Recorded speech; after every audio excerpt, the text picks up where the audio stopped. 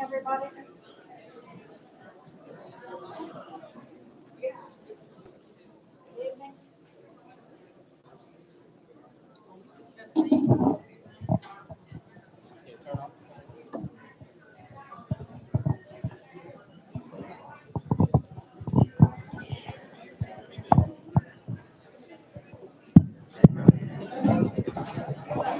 Test. Good evening, everybody. God bless the IT people who understand these things. Welcome back. Here we are once again. My name is Wendy Deuring. I am the chair of the Cleveland Heights University Heights chapter of the League of Women Voters, and I will be moderating our program this evening. I would like to thank all of you for making a concerted effort to become fully informed voters for this local election. Local government has a major and direct impact on our daily lives, but unfortunately, local elections consistently have the lowest voter turnout. The League of Women Voters, a truly nonpartisan political organization,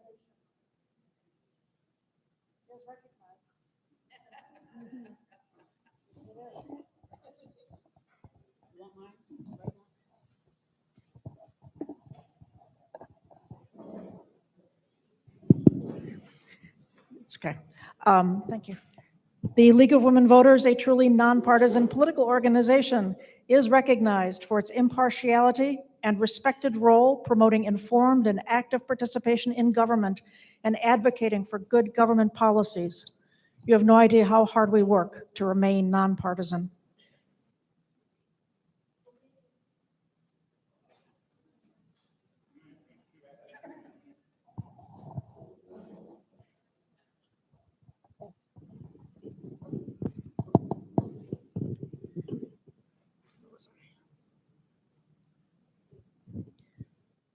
The League is valued by both voters and by candidates and elected officials because we insist upon and make possible the fair exchange and expression of views upon which democracy depends. The work that the League does is made possible by member dues and donations and the dedication of our League volunteers who are here in strong force tonight. If you are not a member, we encourage you to join. Membership forms are available out in the lobby, or you can just go to lwvgreatercleveland.org, of course. Future Heights, co-sponsor, is a nonprofit community development corporation which serves Cleveland Heights and University Heights. It is dedicated to promoting a vibrant and sustainable future for our community through communication, collaboration, engagement, and empowerment. It publishes the Heights Observer community newspaper, which includes our observer reports of the various council and board meetings, and also includes our voter guides. The work that Future Heights does is made possible by donations from the community. We encourage you to also become a member to support community building efforts in our two cities. You can go to futureheights.org for more information on Future Heights. We thank the City of Cleveland Heights for the use of this excellent space at no cost to us, and to the Heights Libraries for their support in helping to distribute information to the community. The voter guide for this election will be available in early October with the Heights Observer October issue, shared on the Heights Library website and also in various locations in the community. The voter guides are also available at the, you can also find the candidates' answers to the questions at vote411.org, which is the League's nationwide candidate information website. So if you have friends in communities outside of Cleveland Heights, University Heights, they can also use vote411.org to check their candidates. Hopefully their communities are using the site.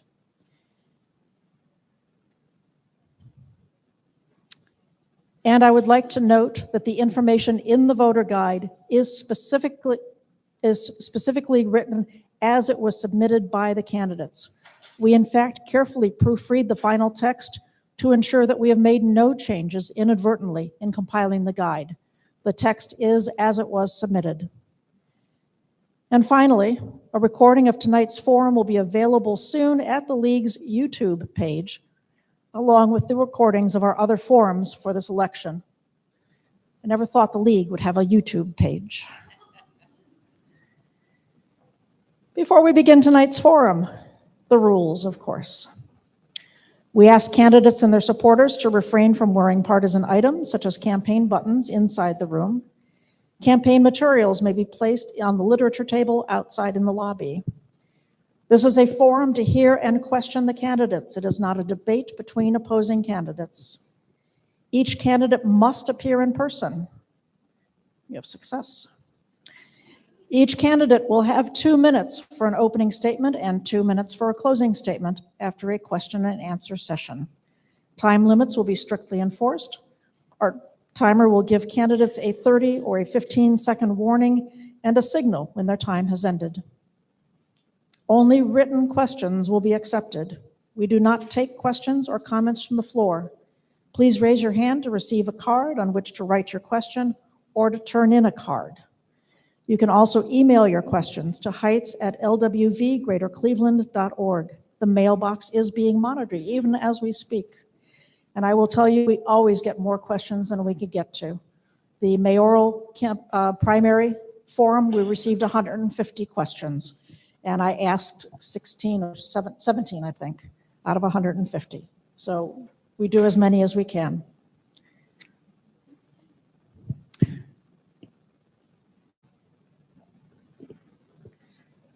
Finally, we ask the cooperation of the audience in avoiding expressions of support or opposition to any candidate during the presentation times or answers to questions.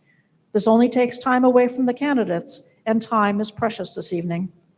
Please remember that the purpose of the evening is to hear from the candidates so that each resident might make their own best-informed decision regarding their vote.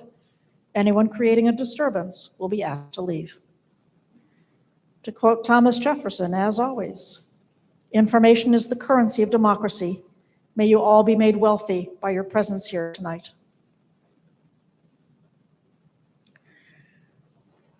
This first hour is a forum to hear from the 2 final candidates who are seeking election to the position of mayor for the city of Cleveland Heights in January of 2026. The top candidate will serve a 4-year term, which pays $115,000 per year.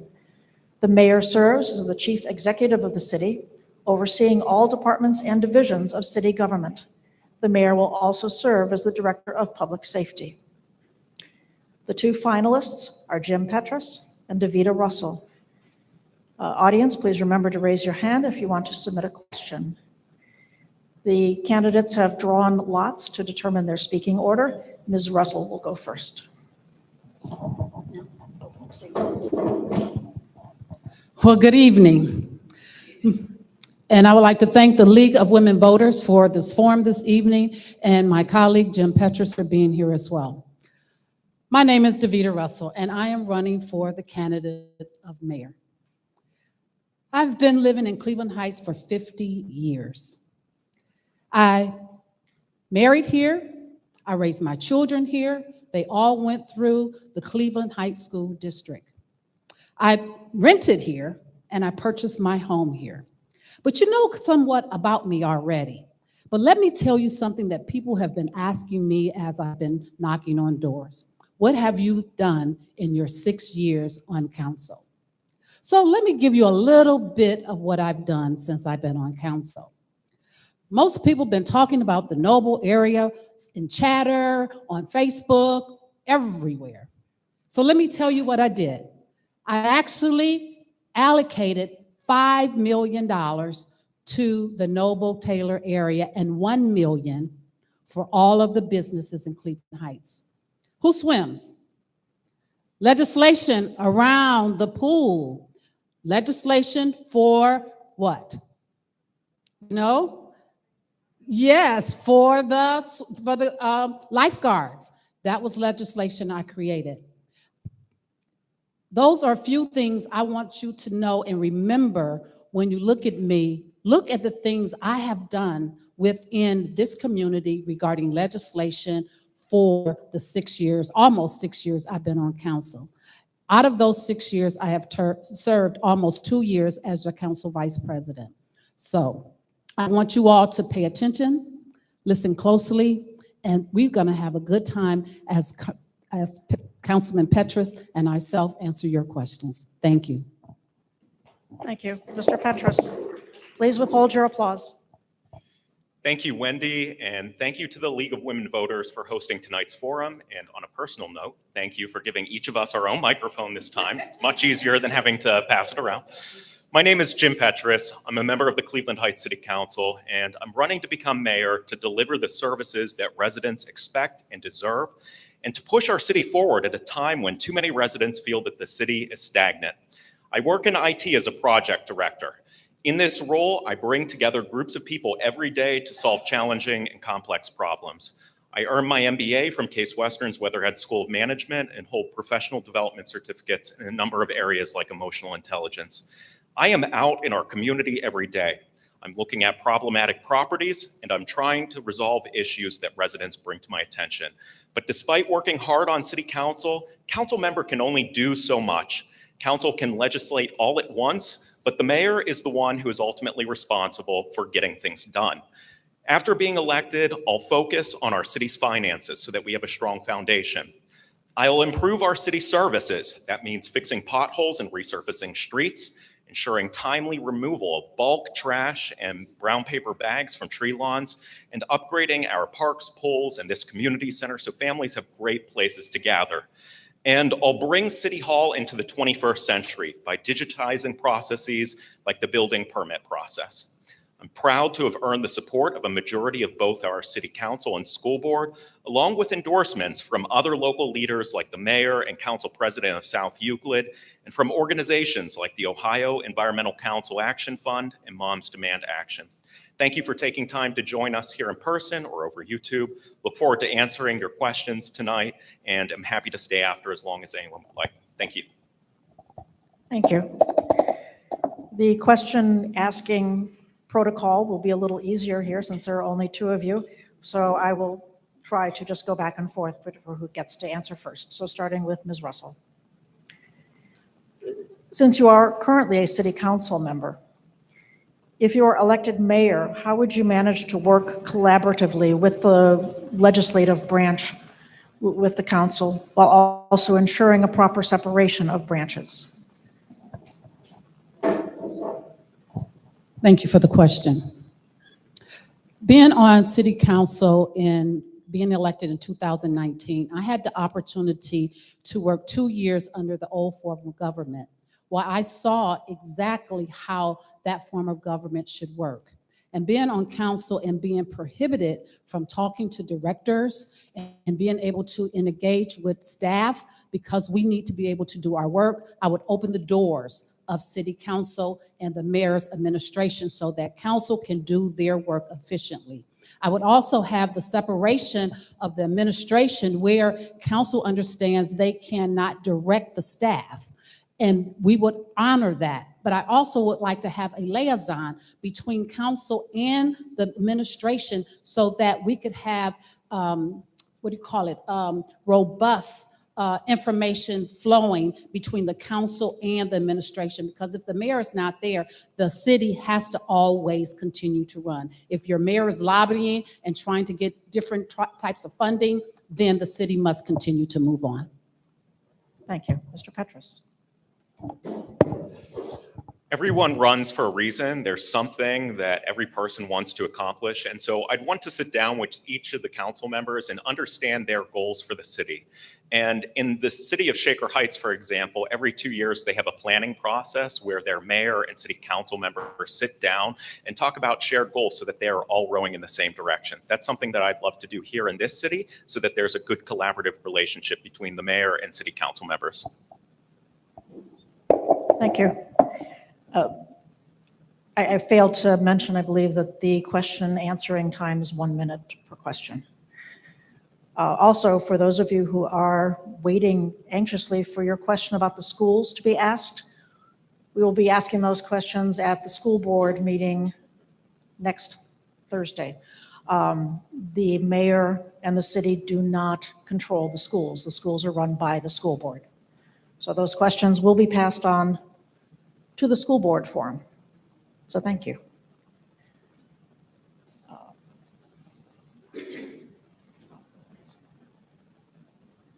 Mr. Petrus, What can the mayor do, if anything, to increase the city's income generation? The primary source of revenue for our city is the earned income tax. And so in order to increase revenue for the city, we need to attract more residents. And so 70% of all of our housing stock is at least 80 years old. I think that we need to do a better job at filling, for example, the more than 400 vacant lots that we have across the city. This is one of just many opportunities that we have to attract more residents to help our budget. Thank you. To help offset the costs, we have to flourish our business districts. We need people to be able to work and live in Cleveland Heights. Another thing we need to also do is to become an entitlement city and community again. What people don't understand, if once we become an entitlement city where we have 50,000 members or more, we automatically get federal funding to fund our city and our infrastructure and HUD. So that's what we need to be aiming towards, is to be able to become a entitled city again, which we once was, so we can get all of that funding to help offset the cost of our budget. Thank you. I'm going to assume that each of you know about the sunshine laws. You might want to extrapolate a bit on that. How would you ensure that sunshine laws are followed on the executive level? And how would you suggest council avoid issues around the sunshine laws? Ms. Russell. As council, we have heard a lot about the sunshine law all the time. And I believe that as an administrator, we don't have the ability to critique and pound on council. There's two separate branches of government. Council has ability to be trained on the sunshine law, to be able to know what the sunshine law is. We should be able to trust council to do the right thing. They should monitor themselves. We should not be overseeing what the council should be doing as the administration. Thank you. The Ohio Attorney General's office has a training on the sunshine laws. From my experience, much of the content in that training is geared towards people, for example, in the law department who are responsible for fulfilling public records requests. So I think that it would be helpful if we were to pass a requirement in Cleveland Heights where maybe every council member had to participate in 2 hours of training every year, maybe 1 hour every 6 months. And I think that that would be a way to really increase the chances that council members remain mindful of the different rules. Thank you. Sunshine laws have to do with elected officials not carrying out business in private. All government work is supposed to be done in the sunshine where it can be seen. Mr. Petrus, please describe your approach when an interaction with a colleague, employee, or citizen makes you angry.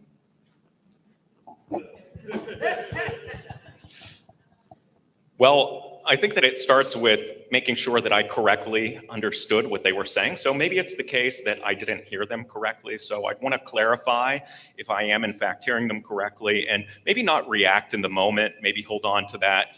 Go home, think about it, respond to them the next day, say, now that I understand you correctly, I think that this might be a good way that we could resolve this. I think that I'm a pretty mild-tempered person and don't easily get ruffled, but I suppose that would be my approach.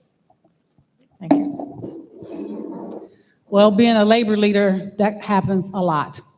And you know what you do? You count to 10. They tell you all the time, when someone ruffles your feathers, take a deep breath, count to 10, think about what you're going to say first, because you could misunderstand what people are saying. Sometimes we don't hear well, but we have to learn to listen. So in listening with someone else and communicating with someone, we need to be able to count to 10, take a deep breath, and start again. Thank you. Since the mayor is the head of the safety forces, what concrete actions will you be taking to ensure that there is not only more general accountability for the Cleveland Heights police officers, but also proper de-escalation and mental health training taught and implemented when our police department is called to answer a mental health crisis.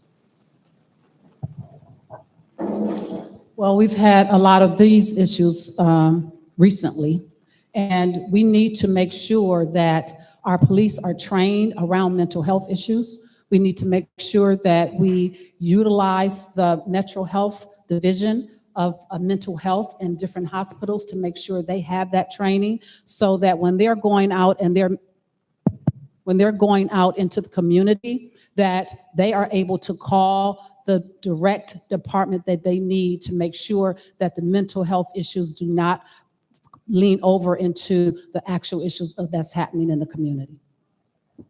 Thank you. As Councilwoman Russell mentioned earlier, a lot of council members do not have access to members of the administration, and so there isn't much visibility into many of departments. One of those departments is the police department, and so I think that it would be important, if elected mayor, to sit down with the police chief and other members of the leadership of the police department to try to understand the current state of the department so that we could identify where there are deficiencies and where we may need to make improvements. Thank you. Cleveland Heights' motto is "All are welcome." In light of the Supreme Court's recent ruling that permits racial profiling as grounds for ICE, how will you, as mayor, ensure that immigrants' rights are protected? Will you support using city funds to support legal defense at risk of detention or deportation? I am inclined to support a proposal from a local group that would provide support to folks who are arrested to ensure that they have the right to due process.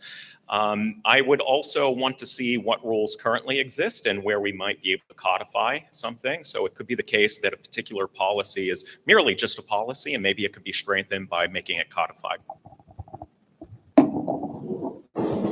On this issue, I'm going to kind of agree with Councilman Cobb. I am inclined to also look at all of those issues when it comes to immigration. But first, we need to find out if it's legal. Second, we need to know if we can use public dollars to do so. And we need to also have a community forum on it or public space on it, because when you're using public dollars and you're talking about immigration, you need to make sure you have input from the community as well. Thank you. Given that Noble has been virtually neglected for decades, tell us exactly how you would ensure that this part of town finally gets the attention that it needs. Well, since I've been on council, I have been, I guess, somewhat focused on that area, because that was an area when I started to campaign in 2019 that hit me really hard, because they talked about two Cleveland Heights, Upper Cleveland Heights and a Lower Cleveland Heights. When I started the You Talk, I Listen forums to talk to the community, that's when it resonated with me that there is a two separate areas of Cleveland Heights. That's when I took ARPA dollars. When I found out we were getting $38 million of ARPA funds, I dedicated $2 million to Taylor and $2 million to Noble. I've also been working with the merchants to create merchants associations. I was able to get $10,000 from the county to move forward with that. And hopefully council will be approving legislation to get that merchants association going with $318,000. Thank you. I think that it's important that the city have a mayor who is present in all neighborhoods. And so right now I'm regularly driving across the city, including all parts of Noble, for example, taking pictures of potholes and reporting them so that we can get those things fixed faster.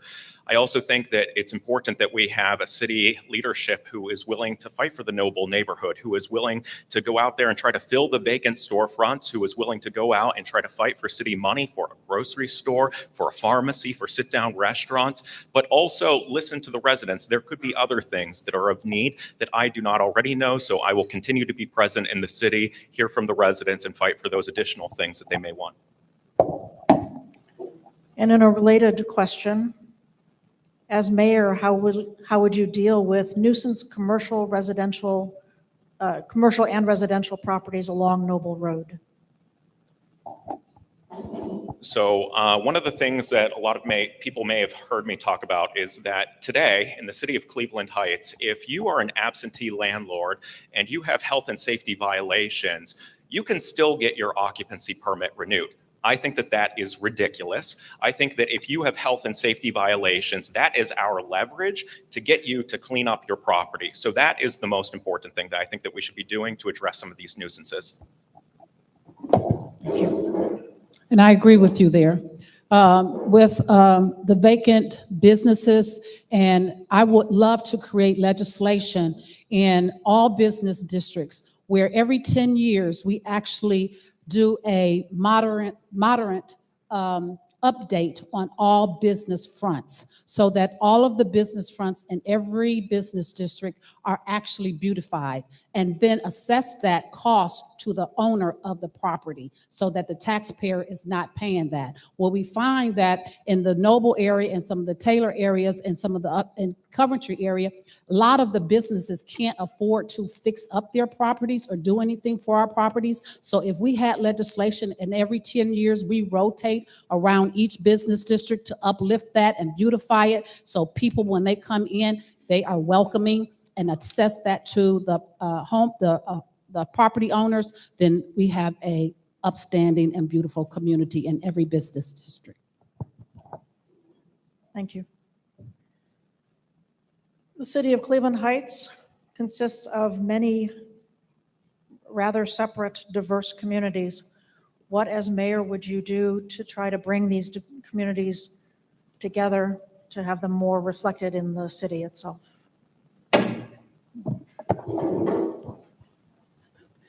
Every community and every business district in Cleveland Heights is so unique.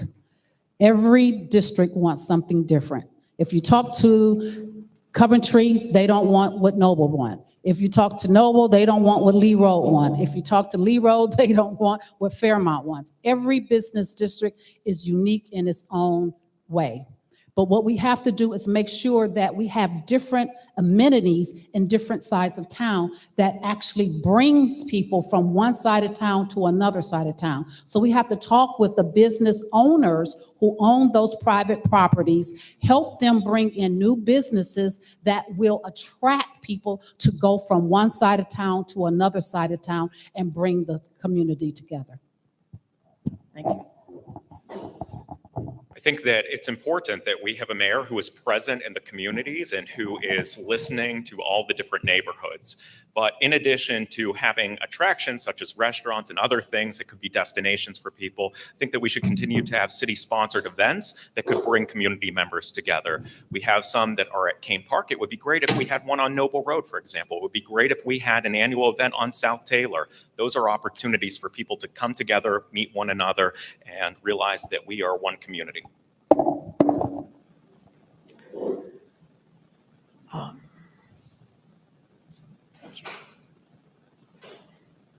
So many questions.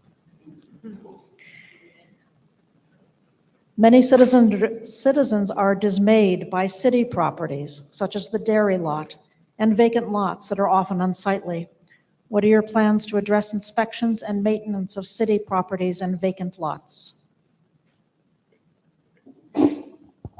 So commercial inspections were suspended during the pandemic. That has just resumed, and so I'm looking forward to that first cycle being completed. I think that that is going to address some of the deficiencies that we see.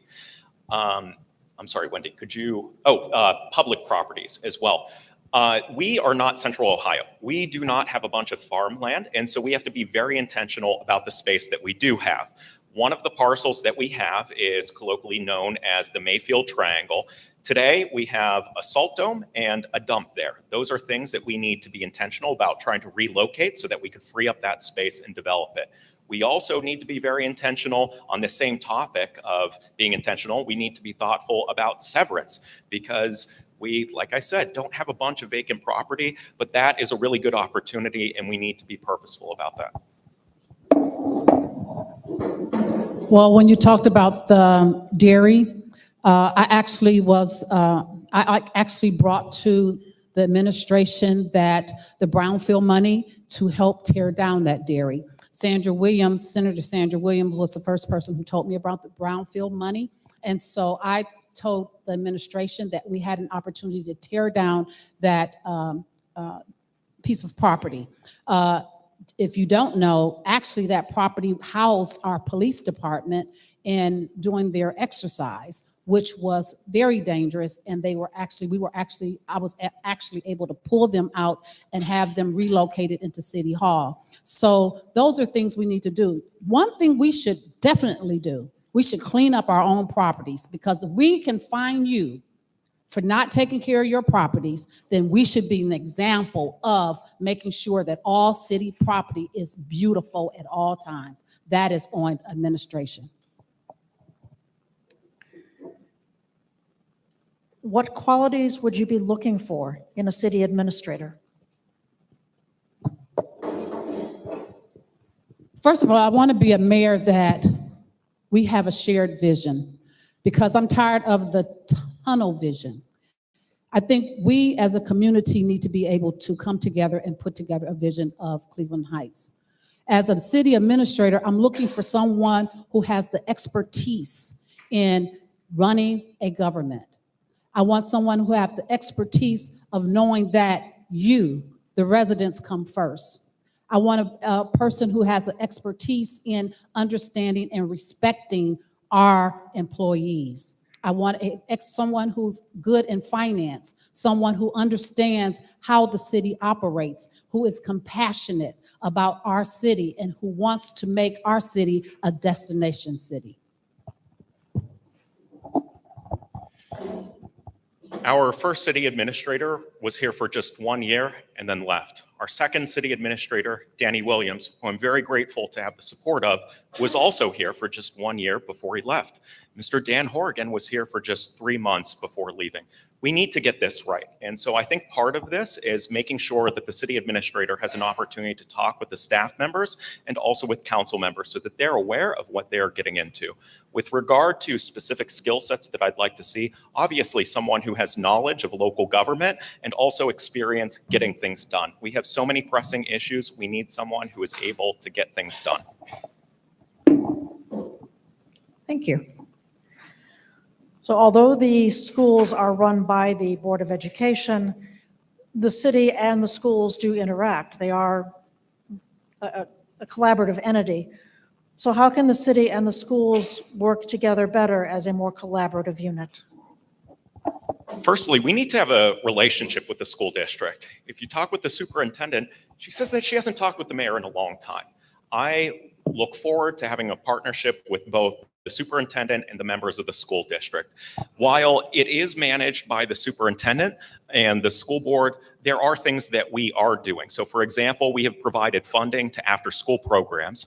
And in talking with members of the school district, there are other opportunities that we've learned about. So for example, we both have salt storage facilities. We were just talking about that. Maybe that's an opportunity for us to have a shared facility. Also, in talking with another school board member, I learned that a lot of schools, they sort of have an internship with their city governments where students are able to go into city facilities and observe them, for example, working on equipment and things like that. That's something that wouldn't cost the city very much money, but it's a way that we can meaningfully engage with the school district.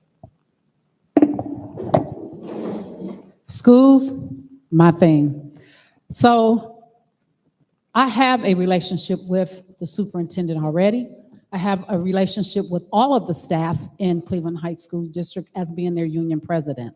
I visit the school quite often. I'm very proud to say that we discovered a few months ago that we had 2 schools within our city that was in poverty. And we were able to, and some homeless children as well as mothers. And I want to thank council at the same time for putting together legislation for Prentice House to help bridge that gap for homeless mothers and children in our school district who need a place to stay that will transfer over into home ownership. So I'm very happy that we're doing that. We have adopted schools to help the children within those communities and areas to make sure that we can help them move forward. Thank you. What is your view on the sewer district's proposal for the Lower Shaker Lake? Divya? Now, that's the issue that we are all going to have to deal with. And first, we're going to have to, I know we've been there, we've done that, but we're going to have to all come together again, and we're going to have to have a discussion. Because with the Horseshoe Lake and Laurel Lake and a new found high price tag, we have to look at our own budget as well. We have a $650 million sewer bill. We have additional funds that people are asking for to build different communities within our budget. So with Lower Lakes, and we have to get with Shaker Heights, we would have to get with Cleveland Heights, the residents, as well as the sewer district, to talk about how do we move forward with Lower Lakes and Horseshoe Lake, because with that new price tag is something that we have to look at far as if we are able to afford to move forward with something like that. But it's going to take all of us to do that. Thank you. We need a mayor who is going to fight for the best possible outcome from the regional sewer district. So right now they have framed this as a take it or leave it issue. Either you allow us to remove the dam, or you have to pay $55 million to rebuild it. But I know that virtually everything in life is negotiable. And so even though they have framed it like this, I think that there's an opportunity for us to get a much better opportunity out of this so that it remains a recreation destination for people.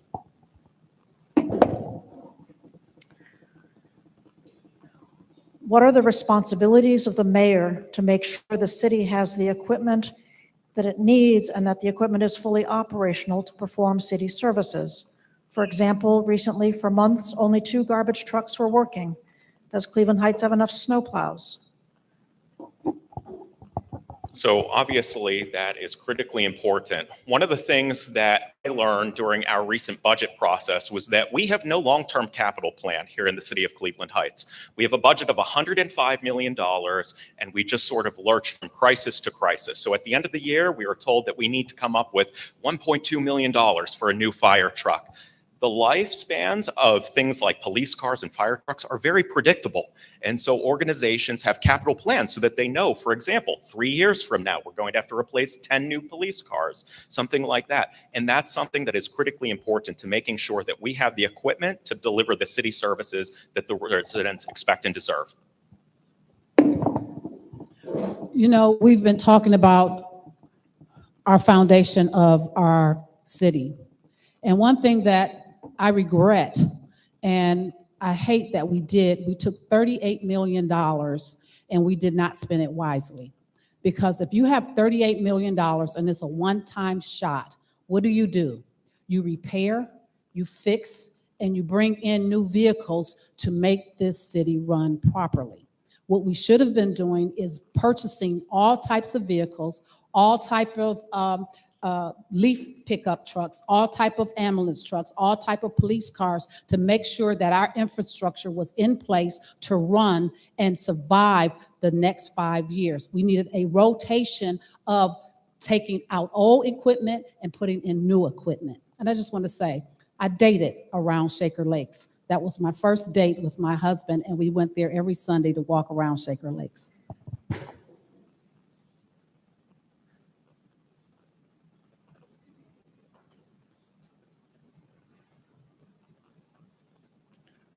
A simple question, will you continue the city celebration of Pride Month? Davida? Absolutely. Ms. Russell? Definitely.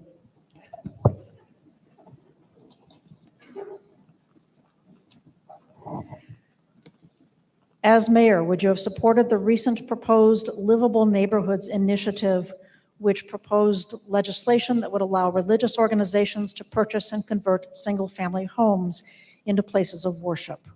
Or would you keep the status quo, especially considering our law director does not find any legal issues maintaining the zoning as is? Ms. Russell. It was very interesting when the proposal and the legislation came forward. We were in the process of having a discussion around it, and the legislation was pulled before we were able to engage the community on what the community actually wanted. So I believe that legislation will be coming back, and I believe we need to have a vigorous conversation about with the community of what the community is looking for. I too believe that we need to have a larger community conversation about this. It was something that a lot of people felt caught off guard by. And so in order for it to be properly vetted, I think that we would need to have a couple public hearings on the topic. Mr. Petros, can you talk about the plan for severance? How can we make sure that developers are listening to residents? So the property at Severance is owned by a company named Damdar, which is based on Long Island. Their strategy is to buy up dying malls across the country. They have about 400 of them. They milk them of their rent money. They subdivide them. They sell off those pieces. In the case of Severance, they have already divided it into 3 different parcels, and the property underneath of Home Depot has already been sold off.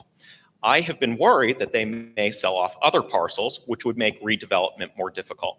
I am very grateful that another developer out of Long Island, Impact, was able to bring them to the table and agree on a process for potential redevelopment.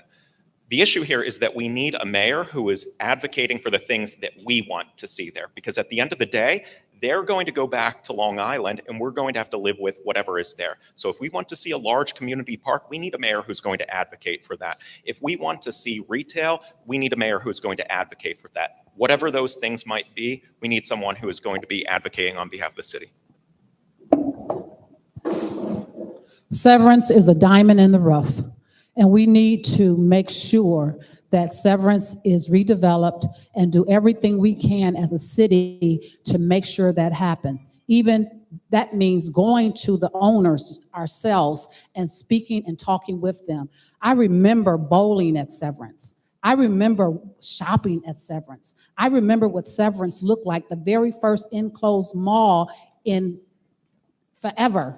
So I was a child when I saw all of the things happening in Severance. So Severance should be almost like a downtown for us, where it's vibrant, where we have homes, we have senior living, we have activities, we have sports, we have recreation, we have everything that we need. But we also have to do, as a city, we have to make sure zoning is in place so they can develop. We got to make sure we give them tips and abatements to make sure that they can actually do the work they need to do for Severance. So these are the things we need to do to help the developer make sure that Severance is a destination hub for Cleveland Heights. Thank you. I have an individual question for each one of you. For Ms. Russell. Council watchers have noted that you have missed approximately 30% of council meetings over the past 2 years, significantly more than any other member. What assurances can you make that you will be able to fulfill the more than full-time job of mayor? Thank you for that question. And I'm glad you said last 2 years, because if you understand, when I came on council, all council meetings were at 6 o'clock. They started at 6 o'clock. Everyone had a job. So everybody was running from work to come to council meetings. Every meeting started at 6. It was never changed. From Jason Stein to Melody Hart, all the meetings was at 6 o'clock. In the last 2 years, we have had so many meetings, more meetings than any other council in this history of this city because of what we've been going through. I am a school bus driver. I do not have the flexibility to come to early meetings. I do not have the charter has council coming to the first Monday meeting and the third Monday meeting. That is the requirement of the charter for council. Anything else outside of that is extra. I don't have the flexibility of a bus driver to do that. And if once I become mayor, I will no longer be a bus driver. Thank you. Thank you. Mr. Petros. Have you developed relationships outside of Cleveland Heights which will bring talent and thoughtful, creative problem solving to your administration? I regularly talk with a local elected official. So for example, I'm regularly talking with the mayor of South Euclid, the city council president in South Euclid, and others. This is an opportunity for you to learn about the things that are going right in other cities and potential opportunities for here in Cleveland Heights. In Shaker Heights, for example, one of the things that I learned was that they don't really fill potholes. Instead, what they do is they cut a square out in the asphalt and they seal it with tar. And they found that that lasts a lot longer. And so by having relationships with folks in other cities, you can learn these things that we might be able to bring back here to Cleveland Heights and benefit our city.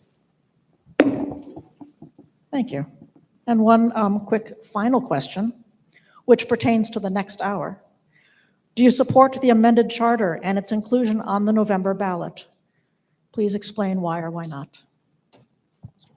Mr. Petrus. Yes, I do support the ballot measure this fall. The Charter Review Commission, which was impaneled in 2023, I believe, worked very hard for over a year to review our charter as well as the governing documents of many other municipalities. They made recommendations to City Council, and we spent over 20 hours reviewing those.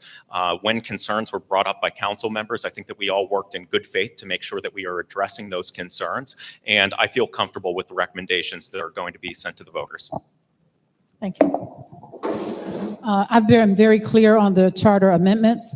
I thank the Charter Review Commission who have done a lot of work and council who have done a lot of work as well. But I think the Charter Review Commission package, the amendments, is too large to go on the ballot right now. I think it should have been put together in pieces and parts so that the residents can digest it well. When I was on the Charter Review Commission for the county, we had charter amendments. They put them on so many at a time, so many at a time, and so many at a time, so that every resident had an opportunity to digest it. I think I've had a couple people call me now because there is no line item as far as the original charter, the charter amendment that the Charter Review Commission did, and the add-on that the council has done. So it could be very confusing for our residents and very time consuming, and it's a large document to put on the charter, on the ballot at one time. That's my opinion. This concludes our time for question and answer. And we now go to closing statements in reverse order, starting with Mr. Petrus. Thank you again, Wendy, and thank you to the League of Women Voters for hosting this forum, and to everyone here tonight for caring so deeply about the future of Cleveland Heights. Over the course of this campaign, I've talked about the basics: safe, well-maintained streets, timely snow removal, and parks and pools our families can be proud of. But I've also shared a vision: a city where young families are moving in, where neighborhoods are cared for, where absentee landlords are held accountable, and where vacant parcels are filled with new homes. A city where our business districts are alive with public art and thriving storefronts, where families can gather in great places, and a modern community center. That's the Cleveland Heights we deserve. What I've heard from residents at their doors and in our parks and at our community center is clear. People love this city, but they're frustrated when the basics don't get done. They don't want excuses, they want results, and that's exactly what I'm committed to delivering. At the end of the day, I'm not running for the title. I'm running to do the work, to bring people together, to solve problems, to finally deliver the services our residents expect and deserve. Cleveland Heights is an incredible community, and with the right leadership, we can move from feeling stagnant to moving our city forward. I would be honored to earn your vote for mayor. If you'd like a free yard sign, you're welcome to one outside of this room, or you could go to our website, jim4ch.com, to request one. Thank you so much for your time this evening. Ms. Russell. I'd like to thank everyone for being here. I'm going to speak from the heart, because the heart is what I feel for this city.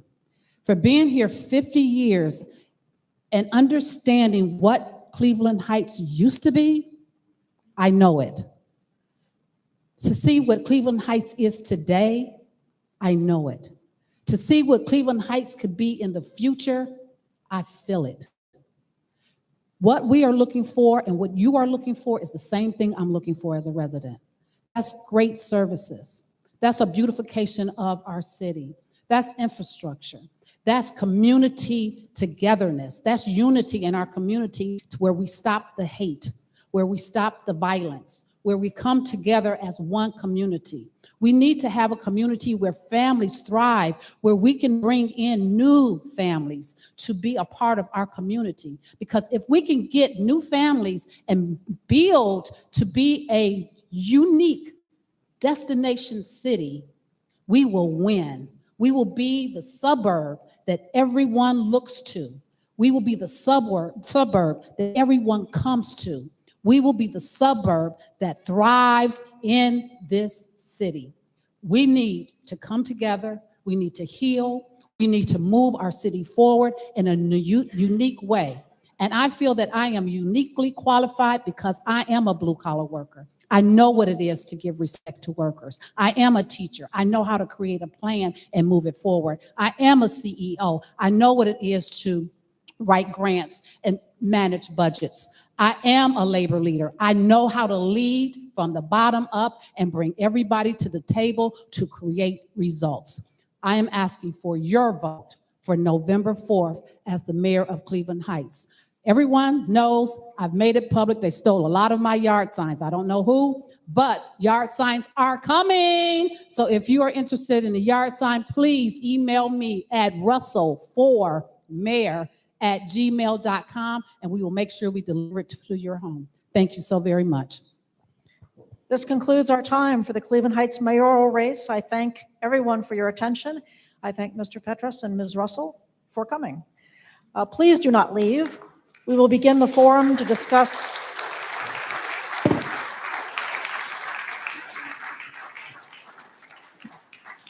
the proposed revisions to the city's charter in just a few minutes as soon as we reset the table.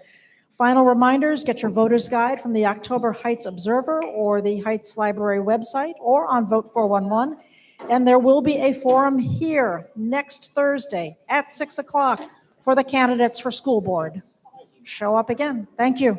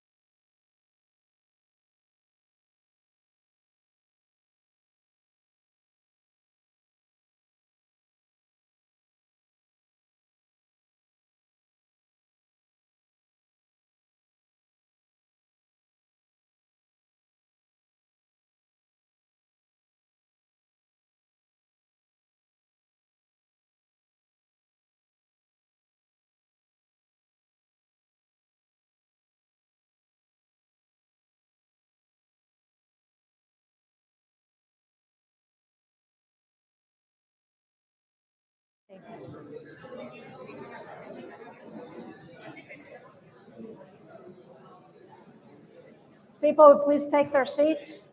We are ready to begin.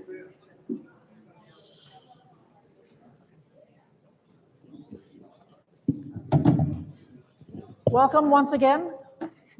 For anyone who is just now joining us, I am Wendy Deuring, the chair of the Cleveland Heights University Heights chapter of the League of Women Voters. During this upcoming hour, we will learn what changes are being proposed for the city's charter, how the Charter Review Commission reached its final proposals, and the role of City Council in putting the issues onto the ballot.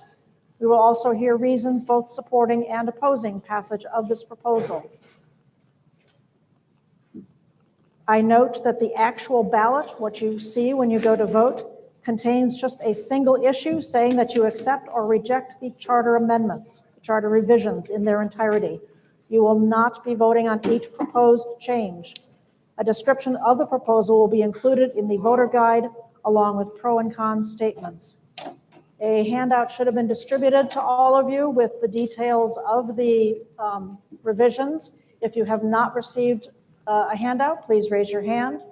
We will also be taking questions for after the statements. So if you have questions for any of our guests up here, please also raise your hand and we will bring you a card or pick up a card.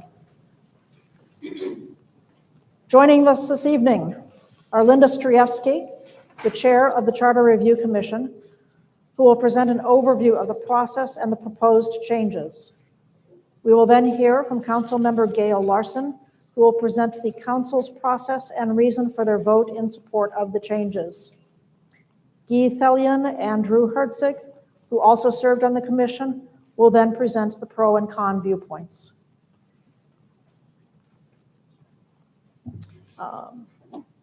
If you would like to submit a question, Linda Strejewski will now have up to 15 minutes to provide the overview of the proposed changes. Thank you. Good evening. Thanks to the League. Microphone. Good evening. Thank you to the League for hosting this discussion, and thanks to all of you for being here and for your interest in the Charter. As noted, I was the chair of the Charter Review Commission, but I'm here tonight in my individual capacity. I'm going to give you a brief overview of major changes to the Charter as proposed by Council. The handout that you have goes through the Charter section by section. I'm going to proceed by topic, but I will refer to article and section numbers so you can follow along. History of our Charter bears a few words. Our 1921 Charter has been amended from time to time, but in a piecemeal way. Even the amendments for the elected mayor were piecemeal. The 2019 ballot issue focused only on changes to the Charter to add an elected mayor instead of a city manager. It did not include other changes that the supporters knew were needed to balance the legislative and executive branches. This was because Ohio law limits a citizen initiative to one topic, so they were advised to stick to changes directly related to adding a mayor. This leaves us with a Charter that does not yet include all the changes needed. It also still includes remnants of the old city manager form of government. Reflecting this unfinished business, Council directed the Commission to recommend changes to the Charter in the best interest of the city, including changes regarding the change in the form of government, to consider the 2019 Charter Review Commission's recommendations, and to conduct other due diligence. Not to favor one branch of government over the other, but changes in the best interest of the city. And I believe the Commission followed those instructions. And by the way, our draft incorporated many of the recommendations of the 2019 Commission, which did a lot of very good work. So the development of the Charter has occurred over 6 years. And I note that because we have heard some people express the view that this is too rushed or that it's too much for people to consider all at once.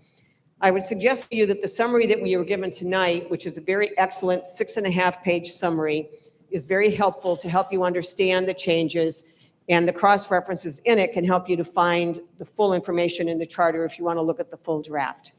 There also is a wealth of information on the city's website with a very handy link at the top of the homepage so you can look at If you want to, you can watch all the meetings that the Charter Review Commission had. There's over 35 of them. They're scintillating. But you could watch all of them, including the 2 meetings we had that were specifically for public input. We reviewed other charters, focusing particularly on Lakewood, Shaker, South Euclid, and University Heights, as well as a model charter that is city manager oriented, but also other ones. And council held additional meetings as well. So all of these were live streamed and the recordings are available. I want to also point out that although council made some changes to the draft that the commission proposed, they didn't make very many changes, and I have no issues with any of the changes that they did make. This meeting and future meetings that council will host will provide additional opportunities for residents to learn about the charter before voting. You're welcome to call me if you have questions on the charter. My phone number is 216-533-6941, and I will repeat that again at the end. So I'm going to now review the major changes proposed in the charter. The largest grouping are amendments to complete the transition to an elected mayor, and I'm going to touch on the most important of these. The first one is interactions between council and the administration, and this is addressed in Article 3, Section 6 and 12, Article 4, Section 4, and Article 5, Section 3. Since the change in government, there has been a lot of attention to the so-called right of inquiry. This is a city manager remnant in the charter. It puts some constraints on council's right to get information from the administration. The proposed charter retains most of this section as to the mayor's authority over city administration, but it deletes those constraints on council inquiries. It adds several other measures that are designed to facilitate sharing information and transparency. It requires that the mayor and council collaborate in good faith for the best interest of the city. It requires that the city administrator and other administration officials respond to council inquiries and, upon request, attend meetings. It requires the city administrator to submit periodic written reports as required by ordinance. Next one I want to focus on is the mayor's executive powers. While retaining the principle that the mayor, with the city administrator, will supervise departments, the proposed charter clarifies that this is done through the directors and references that there are some exceptions as to council responsibilities. So for instance, council supervises the clerk because that's a council employee. It also requires the mayor to perform duties that are set by the charter or by ordinance. As to the mayor's legislative powers and veto rights, this is in Article 4, Section 5. The proposed charter retains the mayor's rights to introduce legislation, but also adds that introduction will not be unreasonably refused or delayed. It provides that the mayor's participation in city council executive sessions will be by invitation of the council president, subject to veto by a council majority. It adds that at council meetings, the mayor is subject to council rules on things like speaking opportunities and time limits. These provisions reflect that council meetings are the legislative body's domains. As to veto rights, and this is still in Article 4, Section 5, the current charter permits the mayor to veto ordinances and resolutions. The commission recommended that the mayor should not be permitted to veto initiative measures. A veto in that case is counterintuitive to the whole initiative process. The council's draft adds that the mayor also may not veto ordinances that are putting a referendum, a recall, or charter amendments on the ballot. I'm going to move on now to departments. The proposed charter provides that council determines the functions of the departments and may create new positions or departments. This is not an outlier approach. The commission and council found this was common in Ohio cities with a mayor-council form of government. It provides that council can combine or abolish departments other than those that are mandated by the charter.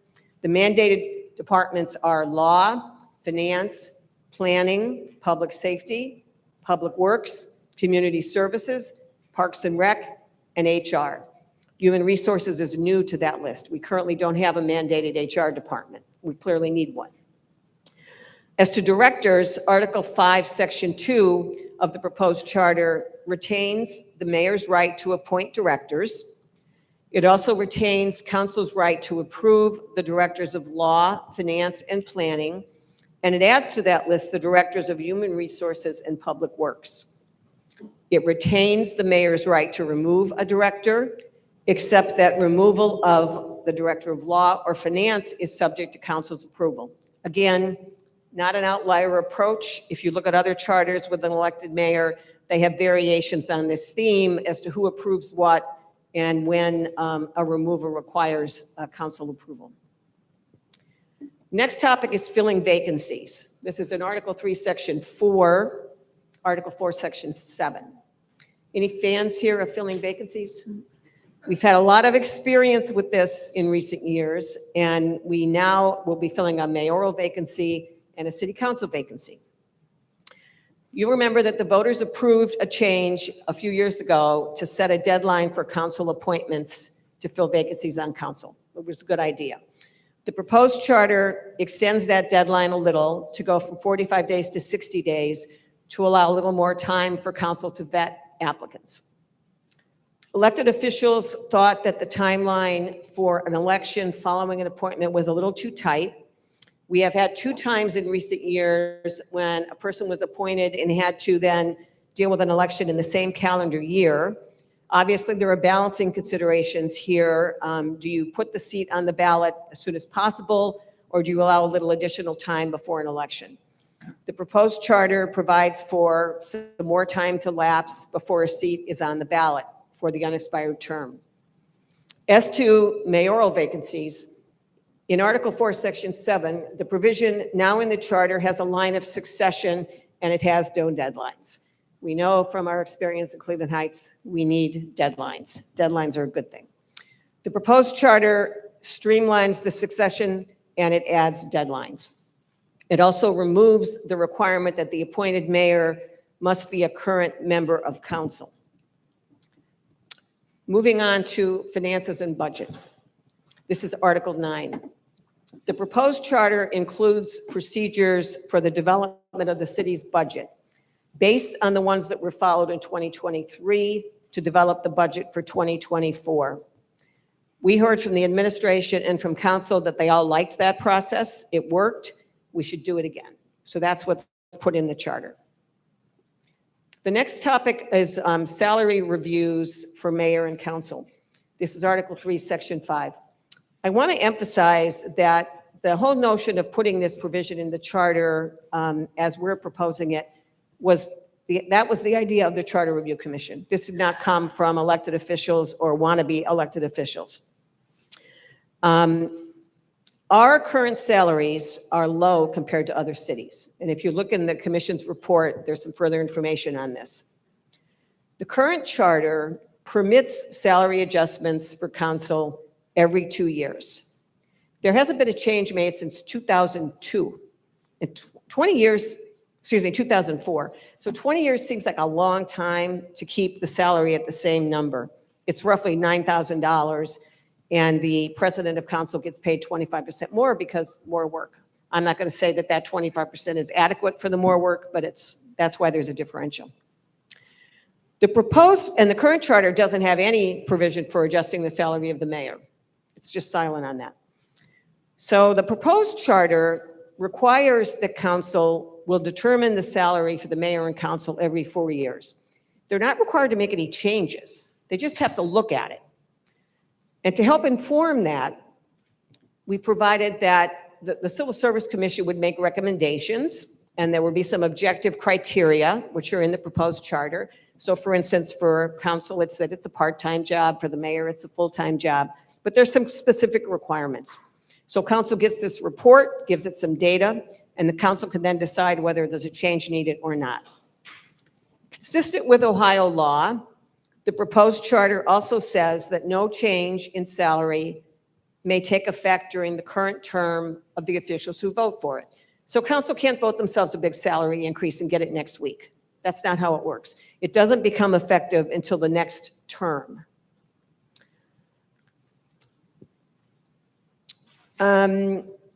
Next topic is open meetings and virtual meetings. During COVID, Ohio law permitted virtual meetings. That's no longer in effect. As a home rule city, Cleveland Heights can choose to put in its charter some provision for virtual meetings. The proposed charter does permit virtual meetings with council to set rules by ordinance. This doesn't mean that all the meetings are suddenly going to become virtual, but it's just to let some ground rules be established so that they can be used when appropriate. Next category is changes that relate to elections. Candidate petitions. Currently, the charter requires signatures from a percentage of voters. The proposed charter changes that to fixed numbers. So right now, the requirement is roughly 359 signatures. Under the proposed charter, it would be 300 for mayoral candidates and 225 for council candidates. On the subject of how many votes are needed for things like initiative, referendum, recall, and charter amendments, Articles 8 and 12 cover this. The current charter states the number of votes needed as a percentage of electors, which roughly is registered voters, without tying it to a particular date. That's a very hard concept to work with if you're a candidate trying to figure out, or you're proposing an initiative and you're trying to figure out how many people need to sign. The proposed charter keeps the same notion of a percentage, but it applies it to a percentage of votes in the last general election so that it's a more definite number. And our report has a chart that compares the current requirements with the proposed requirements. But the change basically means half as many signatures roughly are needed. In the case of a recall of the mayor, it doesn't change because the formula that's in the charter right now for the mayor is fine. That one didn't need to be changed.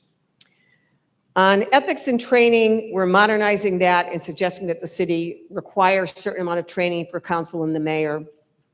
For removal of a council member, the charter keeps the existing provisions for removing a council member. It adds a couple bad acts. It takes out the notion that somebody could be removed for persistent failure to follow rules of the council. It adds a higher council vote needed to remove somebody. It's a very high bar, 3/4 vote. There is no change in the process for removing a mayor. The mayor can be removed by recall. The mayor could be removed because he forfeits the office because of things like being convicted of a felony or no longer living in the city. There's no provision for the council to remove the mayor.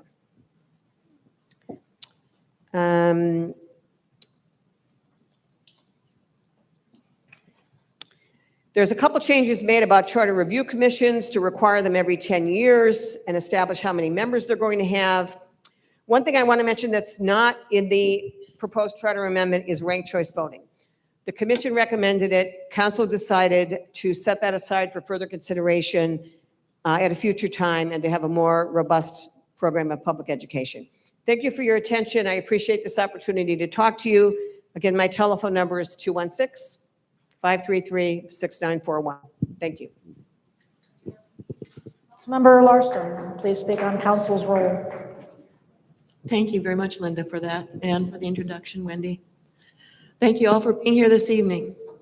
My statement is going to be from my perspective as a council member who spent 22 hours working on the recommendations that came from the commission. There is some redundancy with Linda's statement, so I hope you'll bear with me and accept that that's because it's important to my perspective. Two charter review commissions, the 2019 version and the 2023 to 24 version, worked very hard on reviewing the city's charter to align it with the current form of government with three equal branches: executive, legislative, and judicial. Council had held 22 hours of charter review work sessions. All of these meetings are available for your viewing on the Cleveland Heights YouTube channel. Most of the members of council attended those work sessions. Council followed our plan to have our review of the Charter Review Commission's work done to submit to the law department. We submitted it in April of this year, planning to have the law department's vetted version given back to us in June. The legislation and attached documents were shared for the first reading at Council's August 18th, 2025 meeting. We held 3 public hearings the week of August 25th, during which we made a few adjustments to the red line version. Would we have liked more time? Certainly. That didn't happen. This is not a power grab. We need to get this charter to align with our current form of government. It is a roadmap that will help future mayors and councils work better together for the citizens of this city. In order to get the charter amendment on the November 4th ballot, a majority of council approved the current revised version at our September 2nd meeting. You, the voters, have 2 months to review the recordings, attend these kinds of forums, and read the documents before you vote. In addition to this forum sponsored by the League of Women Voters, council will be holding several forums to give anyone interested the opportunity to ask questions of the council. Council's draft of the amended charter is posted on the city's website. Search on proposed city charter and will take you to all the information and the various summaries. You're always invited to reach out to any of us with your comments and concerns. My phone number is 253-691-2714. It's also posted on the website, as well as my email. We have heard from many of you that you are concerned that this charter amendment gives council too much power. I selected a few articles and sections to begin to address those concerns tonight.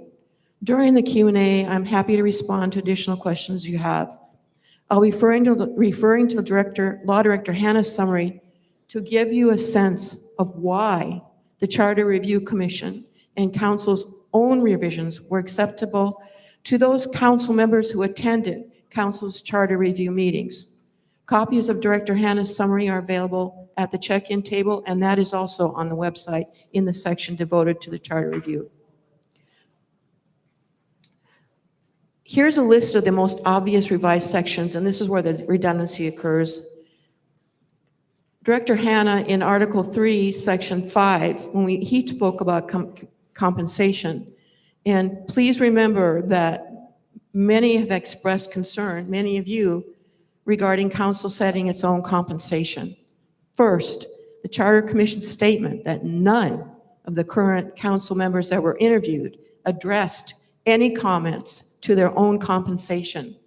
Secondly, per Law Director's summary, and I quote, council already has authority to establish the compensation for council and for mayor, but that authority is provided in both Article 3 and Article 4. The revisions provide that council is to consider and determine the compensation for these positions every 4 years and does not require council to make any change in compensation and does not allow for a change to take effect within an elected official's return. I cannot vote for my own raise. It also includes criteria which council should consider in evaluating compensation, including a report on compensation for these positions, which is to be prepared by the Civil Service Commission, a very honest, trustworthy body. That was my addition, and I ended a commission for Bill's quote. My point is that please note that council has not adjusted its own salary levels since 2004. Another summary from Bill Hannah, Article 3, Section 12, Council's interactions. Had a lot of experience with that in my 3.5 years of serving on council. The summary that Bill wrote says, quote, it speaks to the good faith collaboration between council and the mayor that this council believes the city's residents deserve and desire, including the ability of council to communicate with members of the new administration, and further underscores the reasonable expectation that council inquiries will be responded to by members of the administration to a complete and accurate manner. And finally, provides that council may require that directors, chiefs, or their designees attend meetings of council. I won't read the rest of this because I'm running out of time. Director Hannah's summary, which most of you have, he spoke to the departments as Linda discussed. He spoke to the directors, and I will end with this. Burgess and Burgess, the firm that the mayor hired for, quote, community research, engagement, and strategic communications, unquote, recommended in their best practices document dated April 3rd, 2025, that the city set limits on power to avoid overreach. Specifically, and this is per the Burgess report, quote, the mayor's powers should be robust, but not unchecked. Cleveland Heights can look to Durrell's experience, where a public vote reduced the mayor's powers after initial overreach. Setting limitations on the mayor's power, such as requiring council approval for the budget, significant policy changes and/or appointments, can create a necessary check and balance system that ensures the mayor doesn't dominate the decision-making process, unquote. Again, from the Burgess and Burgess report that the mayor paid for out of taxpayer funds. This amended charter does just what Burgess and Burgess described. Thank you very much. Thank you. Turning now to Mr. Keith Elliott. You're on. Can I ask how much time I have? Up to 10 minutes. Oh, okay, I'm fine. First of all, thank you very much for attending. It's really heartening to see so many people who are interested in what we're, in the meeting here today. All right, so I actually didn't know I was supposed to talk today. So I think I did a pretty good job of preparing. Here we go. First of all, I want you to, please, if you will understand, the current charter that we have was designed for a different form of government. All right? And so it's like trying to drive down Lee Road in a car that has square wheels. Like it's not working. It doesn't work. And even if you don't think it's the best amended charter in the entire world that's possible, please consider, we've got to get the car on the road. All right? So that's one argument. Please, let's get this going. The charter can be changed anytime by the council. It can be changed anytime by the initiative of voters. So if you don't like one thing or another, please understand, you can put the effort into making it different. All right. So to my mind, the amended charter empowers the mayor and council to do the things that what we want them to do. It also makes it clear that what they're supposed to do. Okay, just to give it some attention, look at it. It makes it clear. Mayor's supposed to do this. The council's supposed to do this. So by giving that power to each of them, appropriate power, we also establish an accountability to our elected officials, to us as the voters. So that's what we're doing in establishing, in passing this amended charter. We're establishing clear, understandable responsibilities and an accountability to us as the voters. I want you to understand that as the commission, 9 members, we respected the existing charter because it has the history of Cleveland Heights. We respected the work of the 2019 commission, which has really gone on unnoticed for the most part, but really tremendous work that they did. They did so much of the work. They met for over a year, and we met for 11 months. Okay, so it showed that they did so much work.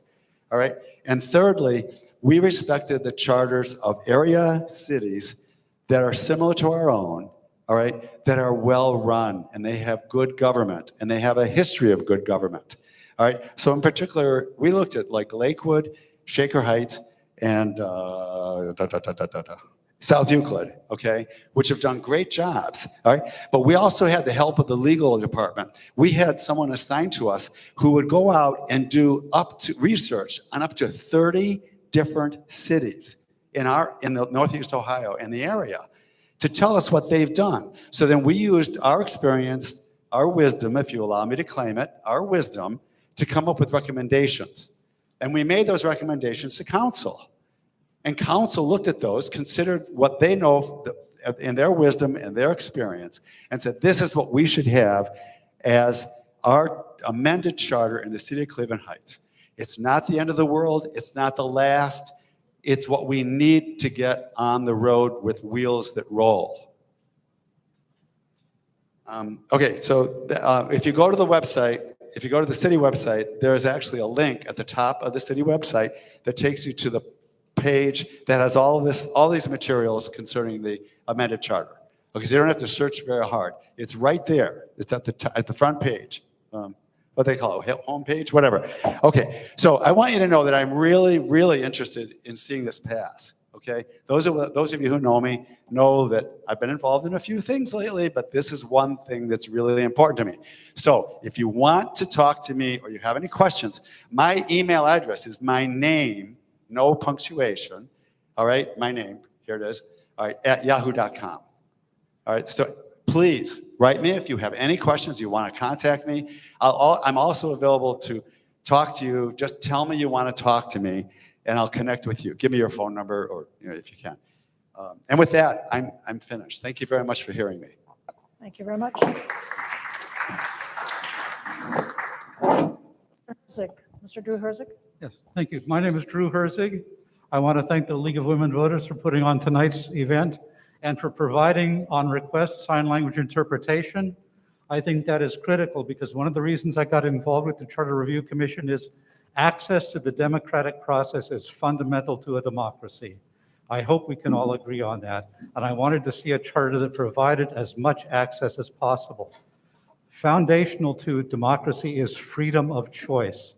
And I believe that this ballot measure is not freedom of choice. It is a forced choice, which is why I'm opposing it. I voted against the Charter Review Commission's final document, and I'm urging a no vote on this because it is not a free choice. It is a forced choice. It is a forced choice in at least two senses. It is forced choice because it is an all or nothing. As Council Vice President Davida Russell mentioned, this is a huge document. This is your constitution. You should not have to say, I'll take the whole thing, you know, warts and all kind of thing. You should be able to say, I like this part, I do not like that part, and I have the freedom to choose between those parts. You are not being allowed the freedom in this vote, so I call that a forced choice. Also, I believe it is a forced choice because, as some of you keeping score know, this final document has been out to the public for less than 3 weeks. Yes, we met for over a year. Yes, the council had it for over a year following that, but they didn't finalize the document until the last meeting in August. I believe it was August 30th is the date on the current proposed charter thing. Less than 3 weeks available to the public. That is not enough time to process this. And people will say, well, it was 99% there. That 1% was critical. Part of that 1%, there was actually section said that the council can remove the mayor. That was taken out. When the public read that, there was a public outcry at one of the public meetings. They said this is a way council overreach, and they took that out. So it may be if 99% was there up to the end, but 1% change can make a huge difference. So I feel it's a forced choice because it is an all or nothing choice. It's a binary thing, which is not good in a free democracy. And it's a forced choice because you're being rushed into this. Now, I know the council is scrambling to create more sessions, public forums, where people can ask questions about this. But the questions only apply to the revision in its entirety. There are no more changes. It is on the ballot as is kind of thing. You can take it or leave it. And I don't think that is how a democracy should operate. There was no need to rush this. None of these provisions are, I'm sorry, the tires on the car are not square at this point. They may be a little bit flat, but they are not square. You can still get down the road.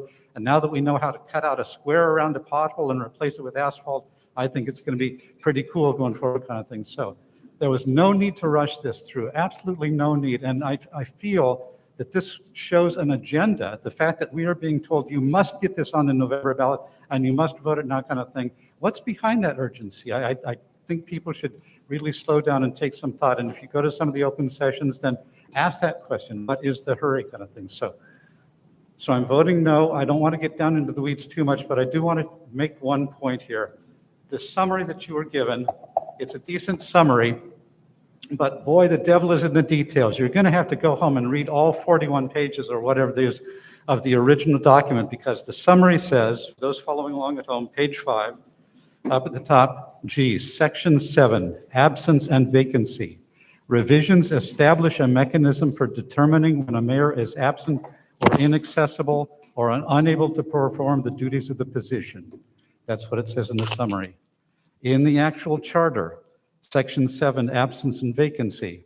When the mayor is absent and inaccessible or is unable for any reason to perform the duties of mayor, in either case as determined in writing by the Director of Law or another attorney selected by council, pursuant on the written request for such a determination from the council president or any two members of council, with such determination confirmed by the vote of the majority of the members elected, mayor's inability to perform duties, then the president of council shall act as the acting mayor. So basically what this is saying, layperson's translation is, the council president can say, I want to hire a lawyer who will declare in writing that the mayor is unable to perform duties, and if a majority of the council agrees with that, the mayor is out. That may be not a direct form of mayor renewal, but that looks pretty close to it to me. This looks like a palace coup waiting to happen right here in the charter kind of thing. So that is again, section 7, absence and vacancy.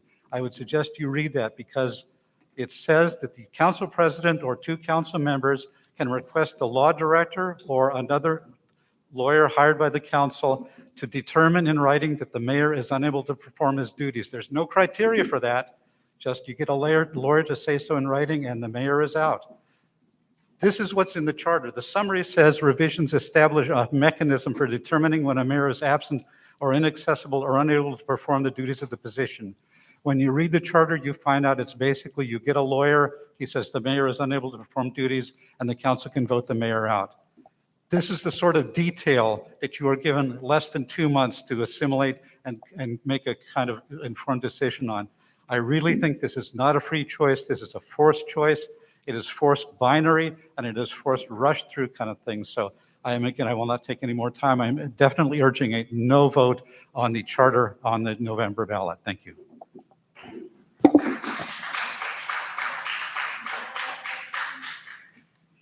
We now have questions from the floor.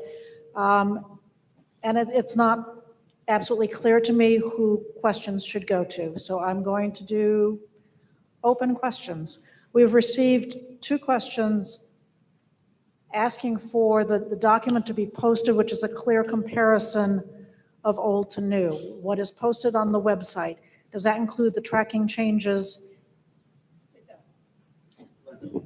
The version that's on the city's website, well, there are 2 different documents. There's one document that is a clean copy of the proposed charter, and there is a second document that shows the changes made in the proposed charter as compared to the current charter. So it's done with something that is called redlining. So usually changes are crossed out, new wording is underlined. So you can read through that and you can see the changes in a comparison format.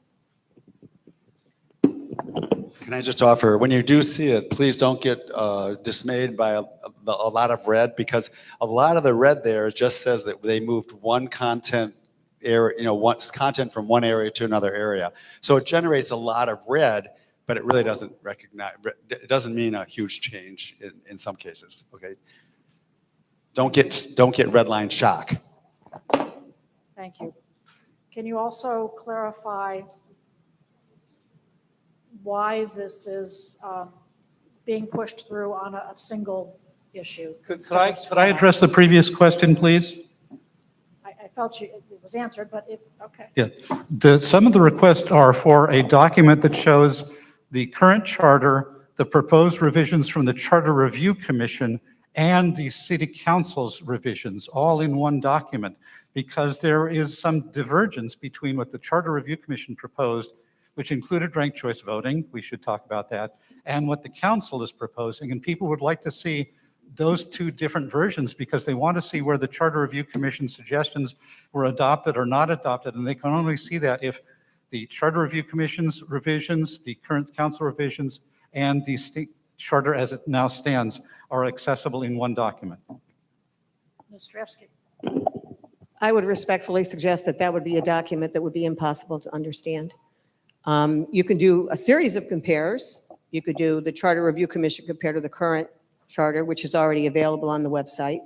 You could look at the council version back to the current charter, which is already on the website. You could do an intermediate version that shows the changes in the council version as compared to the Charter Review Commission version, which would be pretty easy to do and get posted on the website if people would like that third version. But, we could take that up with the law director. I will say, though, that having reviewed all of the changes made by council as compared to the changes in the draft from the Charter Review Commission, I wasn't troubled by any of the changes myself, but that's just me. Thank you. All right. Can you clarify why this needed to be done as a single issue? As I stated in my statement, we got our work done, council got our work done after all the work that was done by the Charter Review Commissions, 2019 and 2023 for 24. We looked at the documents, we worked them through, we got our work done after 22 hours of meeting with most of us there. And we were done by April.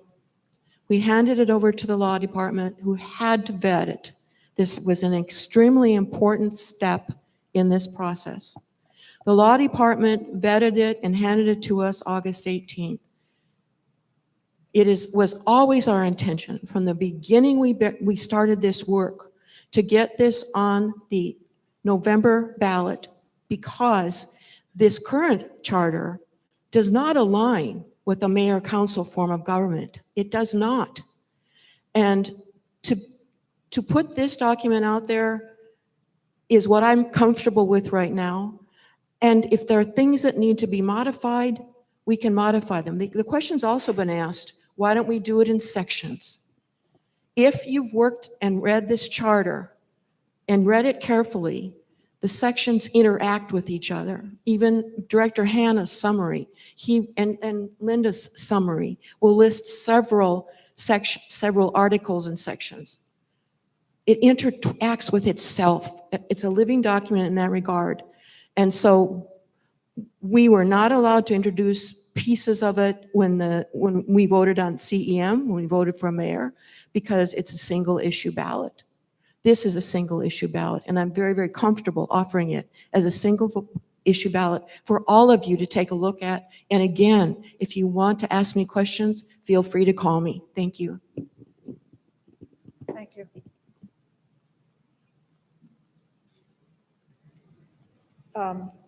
Can you explain why ranked choice voting was eliminated? Mr. Thelian. If you allow me to do that, I am a strong proponent of ranked choice voting. I've been in discussion with Michelle B. Jackson, who is the representative from Rank Vote Ohio, about the details of this work. I just want, nobody has mentioned it, okay, but there's a reason why it took the law department from April until August to bring forth what we have, which does not include ranked choice voting, which would not be trivial in any way, okay? And that's because there have been some things going on in the city, I don't know if you've noticed, that have taken the legal department's time, all right? So I personally believe that Bill Hanna and his team did the very best that he could. This is what it is.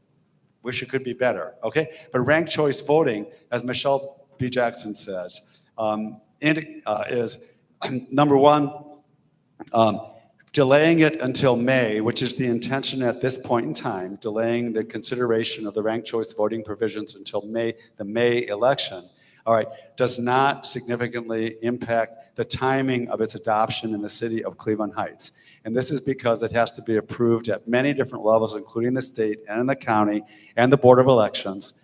And to have a delay of 5 months or whatever it is, to have it in terms of the vote, does not significantly impact the timing that it could occur in terms of for Cleveland Heights, okay?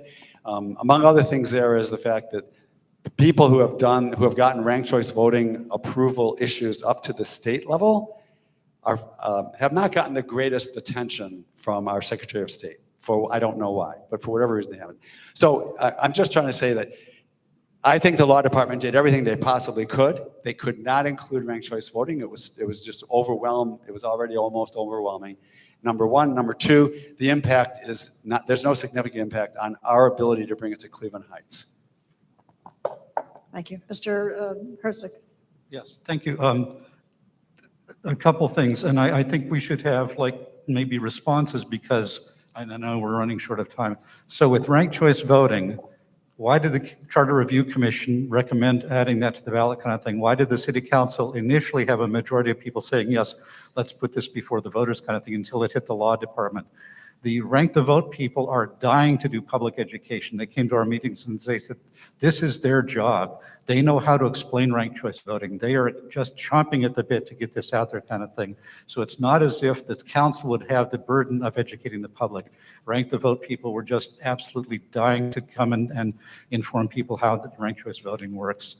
Also, it's not quite correct because somebody from Rank the Vote said whenever we get this on the ballot and hopefully approved by the voters, it will take at least another 2 years before the Board of Elections agrees to do this, provides their necessary equipment, the structures, that sort of thing. So there's an infrastructure lag in this kind of thing, which they said will be 2 years after we get it on the ballot and passed, whenever that happens, not from now, but from when it gets passed for the voters. So every time we put it off for another few months, we're putting off for another few months plus 2 years. That's what they told us, and I don't think we should try and kind of massage that a little bit. And again, this is about, to me, a free choice, and the citizens should make this free choice, and the sooner they make it, the sooner it can be implemented. As a home rule city, Cleveland Heights, as long as the state of Ohio does not declare ranked choice voting illegal, we can implement it here in Cleveland Heights. We have that authority as a home rule city. If we drag our feet until the Ohio legislature does declare ranked choice voting illegal, then we have all lost out. So that's why I feel it should have been on the November ballot. Thank you. One more question, and I will then give each of you the opportunity in reverse order to provide a 2-minute summary or a final, whatever you have to say. I will give you 2 minutes in reverse order. The final question is a brief answer from each of you, starting with Ms. Strejewski. What one aspect of the amended charter do you think is most important to bring to Cleveland Heights government? Can you pick one? I think the most important aspect. Microphone.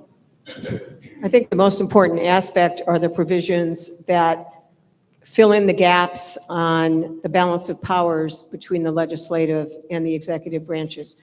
That really wasn't addressed in the 2019 ballot issue, and it's very important that we get that filled in. I will say from my experience, again, the last 3.5 years of not being able to work with the directors in the specific departments because I had to go through the mayor. I'm looking forward to the changes in the inquiry section. It will give us the opportunity to be professionals at emailing a director and asking if we can meet with that director. I don't intend to barge into their office. I don't intend to say something that was misconstrued from perhaps something that they had directed to me. I intend to work with them, and we have not had that opportunity yet. So I'm looking forward to this particular amendment kicking in. And I also want to say thank you for coming this evening. I appreciate you all so much. I'm sorry, I basically repeat myself from what I did my first talk, and I'm also repeating what Linda has mentioned. The most important thing in this document to me is that it establishes responsibilities and accountabilities. And those responsibilities include the mayor's office has to respond to requests from the council. The mayor has to do what the council has authorized it to do. Council has to be responsive to the mayor. Council must do what the mayor has asked them to do. So that's the balance of power statement. Most important. Thank you. For me, the most important part of the charter is the comprehensive non-discrimination policy. When I got on the Charter Review Commission and I found that the city had no charter-established non-discrimination policy, only by ordinance, I made it a priority, and I had to fight quite hard to get this on here. As a member of a minority that's currently in the crosshairs nationally, I know that every layer of legal protection we have is incredibly valuable, and I wanted Cleveland Heights to lead the way in having as comprehensive a non-discrimination policy as possible. So that, to me, is the most important part. I wish it were on the ballot separately because I know people would go for it. But that's critical that we have those protections right here in Cleveland Heights. Thank you. Closing statement, last chance to say what you need to say. 2 minutes, starting with Mr. Herzig.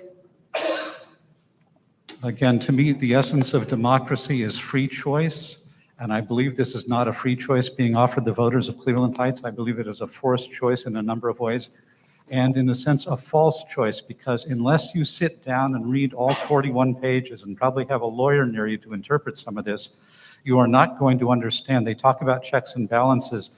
The checks are all checking the mayor. There are no checks on the city council in this document. You can read it forward and backward. It prohibits the mayor from doing a lot of stuff. I don't see any prohibitions on the council's activities. So I really think it's being misrepresented is the kindest term I can come with to the voters kind of thing. You're going to have to make your decision in less than 2 months. And I'm really urging you to think that there is no necessity to do this right here, right now, in an all or nothing format. Take your time. And if you don't understand what's involved, then vote no, because I think that's the safest option. And the city has functioned with the current current charter for I don't know how long kind of thing, so at least 4 years, since the revisions kind of stuff, the wheels have not come off the car. We can limp along a while longer and take our time and do this in a deliberate fashion, and this can be separated into pieces. The Charter Review Commission did that. We had it separated into 5 or 6 different statements, and then toward the end, we felt we had to just push them all into one bucket kind of thing. It can be broken into separate parts kind of thing. We can do a modular charter. So thank you. Thank you. I ask you to spend a little bit of time on this. There is a summary that you have in hand from the law director. A summary will be coming out with the materials from the League of Women Voters, which Linda prepared. I'm sorry I don't know if I was supposed to say that or not. But anyway, it's really well prepared. It's really well written. All right. It gives you a clear idea of what's happening. If you're concerned about any of the details, as Drew suggests, go back and look at the details. All right. But I basically just have to ask you to consider that we have, with good faith and with good intention, and we're fairly intelligent, we're fairly capable, and we work together very well. Okay, present this to the council. Council is presenting it to the people. Please give attention to it. You'll find, I think, it's not that terribly difficult to understand what we're trying to do. We're doing what has been done in every other city in the area and throughout the country probably, but in the area to establish an effective government for the city of Cleveland Heights. And so I ask you to do that. Please put the time into it and look for yourself. Thank you. Thank you. I reiterate what Guy just said, and I support what Drew suggested, that particular point of the charter is extremely important. It's kind of down lower, right? I can't remember which article it's in. Do you remember which article it's in? It's section, absence of vacancy, section 7. Okay, so we are a city where we claim that we don't discriminate, and so that was extremely important. Discrimination. I'm sorry, yes. Yeah. It's far down, quite toward the end, in the ethics. Ethics section at the end. I would encourage you to look at all the work that's provided for you to review. This is really important, that we bring this charter up into the 22nd century, that we have something that we can work with the new council and the new mayor starting January 1 of 2026. I am proud to say I was part of the process, and I am deeply grateful to the charter commissions that did all the work before us. And once again, I say thank you for coming this evening. So I want to make a couple of points. The Charter Review Commission presented our work in 2 different ways. We did 1 document and we did 5 buckets. One of those buckets was the ranked choice voting. Council chose to proceed with 1 big document that had all of it except the ranked choice voting. If you look at what other cities have done on their charter reviews, sometimes cities do little piecemeal changes, sometimes they do a total amended and restated charter. It just depends on how many things you're trying to address. So if you look at the Lakewood charter, for instance, they did a pretty serious revision not that long ago. We have not had a serious revision of our charter. I don't think ever. So it's kind of long overdue. And doing it in 1 document allows you to make it more coherent and cohesive and work better together. I'm afraid I disagree with Drew's argument that this is some kind of false choice. Usually constitutions and governing documents are accepted or rejected as a total document, not necessarily you get a menu and you say, I want these 2 things, but I don't want these 4 things. That's not how it normally works. I think what's been done here is very reasonable and provides us with a good document for going forward. Final point I want to make is that the provision that Drew highlighted about determining something like, how do we know when a mayor is inaccessible and not available for service? Right now, the charter doesn't address how you determine it. It has the possibility for declaring a vacancy if the mayor is inaccessible and not available for service, but it doesn't give you any procedure for what you do with that circumstance. So the change that was proposed is trying to fix a problem. It's trying to provide a procedure so that if that unfortunate event happens, people could get hit by a bus. You have a map for how you determine that it's time to declare a vacancy and then proceed to fill the vacancy. So it assumes that people are going to ask in good faith. It's not some sort of conspiracy to remove a mayor. And I do thank you all for being here tonight. Again, feel free to call me if you have any questions. Thank you. Thank you all very much. A few closing points. Mr. Kuda wants us to know that City Council is sponsoring a meeting, an open meeting on the charter reviews on October 7th. Do you know what day that is?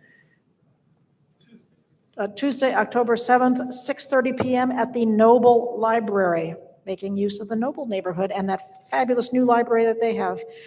From a personal league standpoint, we have two members who are attorneys who specialize in city charters. And league members specialize in odd things. So they specialize in city charters, and they were watching council in light of the new structure. And they said there are serious gaps in the charter that are making it very difficult for the mayor and council to work because the charter is not aligned. And so we actually went before council and asked them to do a charter review to try to correct these errors. We are not making a standing one way or the other on the recommended reviews, but we can say that it is very much needed at this time. Thank you, all of you, for coming. Thank all of you for coming. Thanks to Cleveland Heights for the use of this room. Thanks to our recorder. Thanks to all the members. See you next Thursday for the school board. Bye, everybody.